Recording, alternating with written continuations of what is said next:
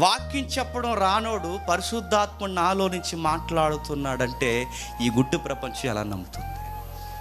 చాలామంది పిలుస్తున్నారు సవాళ్ళకి, దమ్ముంటే నాకు చేయి, దమ్ముంటే నాకు చేయి. అది కాదండి, దమ్ముంటే నాకు చేయి కాదు, ఈయనకి బైబిల్లో దమ్ము లేదని ప్రూవ్ చేయాలి. అప్పుడు ఆత్మ లేదని అర్థం అవుతుంది.